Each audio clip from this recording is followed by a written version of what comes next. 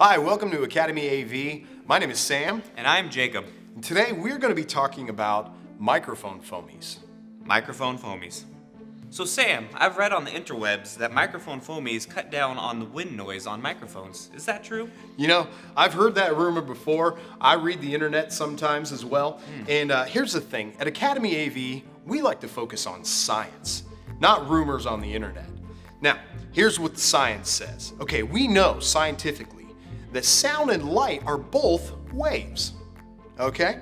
Now, everybody knows if you wear a darker color in direct sunlight, you're going to be warmer because that color is absorbing more of the light wavelength. So, we can ascertain scientifically that the darker color microphone foamy that you use, the more sound waves will be absorbed. So, if you have a darker colored foamy, go ahead and put that on there, Jacob. Yes, sir. Darker colored foamy is going to absorb more of the sound you get from the microphone. So Jake, if you'll demonstrate, the black microphone foamy should actually absorb a lot of sound, and the sound of Jacob's voice will be much quieter. Go ahead and speak into that. Hello. Hi. Cool. Okay, now let's pop that off. Let's try a yellow one. I can hear it. A yellow one is going to be a much brighter, louder sound. So go ahead and pop that on there, Jacob. And then go ahead and test that mic. It's going to be brighter, it's going to be louder, it's going to be more crisp. Hello. Hi. Hello. Wow. Yeah. Wow, much different, right? You're smart. I know. So, you might be wondering, what's the best color microphone foamy for my application? Now, if you have a singer that, say, has a very shrill, high, kind of cackly, very harsh sounding voice, you think you could demonstrate something like that for us, Jacob? Perfect, perfect. So you're going to want to absorb some of that sound and put a darker colored foamy, a black, a purple, maybe a nice dark blue. Now, if you have someone with a very soft, kind of a wispy voice, you're gonna want to allow as much sound as you can to get through that foamy and get into the microphone. Why don't you demonstrate what a yellow one sounds like with sort of a softer, wispier. Soft and wispy. Soft and wispy Soft and voice, wispy. yeah. So you can tell that yellow foamy really allows that soft and wispy voice, the sound waves, to get through that foam into the microphone and out the speakers. It's very good. It is very good.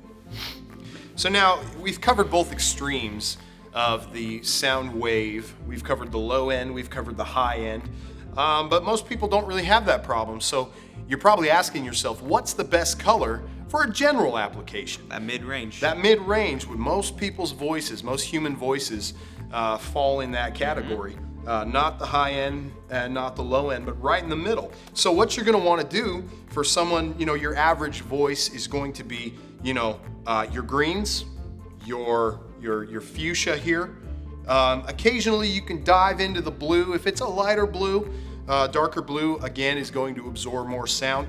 But I think the darker blue, if you have something of more of a real hissy kind of an S sound, could you demonstrate what a hissy kind of a... Snake. Yeah, just like that. If you have something that's, not quite real shrill and cackly, but is a real kind of heavy on the S, you're gonna wanna use just a slightly darker one.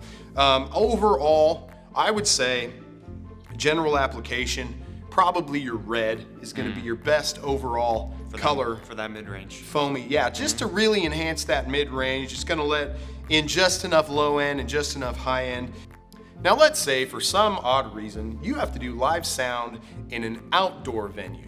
Like some reason you have some microphones, you have some speakers set up, in an outdoor kind of arena. Like at a sports game. Sure, like a sports game. Lots of microphones being thrown around on the field, but let's go with that. So people always ask us, what's the best color scheme for your foamy in an outdoor environment? Well, here's what you're gonna wanna do. Because the sound waves travel in all directions outdoors, it's less focused. So you're gonna wanna take, get this, 2 microphone foamies and put them together. What you're gonna wanna do is you're gonna take a dark one, like a black, and then you're gonna wanna take a light one, like a fuchsia here. Now, you're gonna wanna put the fuchsia one inside the black one there. and then kind of open that up. And then you're gonna put that on top of the microphone. And what that's gonna do is allow just enough sound through the microphone foamy. Little hard. It's a little hard to get on there, yeah. Get on there, yeah. Especially for an intern. But it'll be worth it though, right? Little practice, you can do it. That's gonna let just enough sound get through that microphone foamy into the microphone, but what it's gonna do is it's gonna cut down on feedback because as the sound bounces around, it's gonna wanna get back into that microphone, but that dark foamy is gonna cut out any of those reverberant sound waves that you might get into the microphone and cause feedback. So there you go, a dark one on top of a light one on top of the microphone, your absolute best color combination and color scheme for an outdoor event. So Sam, can you sum up what we've learned today? Absolutely. So what we've learned today is that science affects the way the sound travels through microphone foamies into microphones and out of your speakers. Now, here's the great thing. Even though we've learned that darker colors will absorb more sound, hey, the sky's the limit when it comes to the combinations that you can try at home with the microphone foamies. Make up color combinations, see what happens. You can this is one of the things in science that you can try at home. Thanks, Science Sam. Yeah.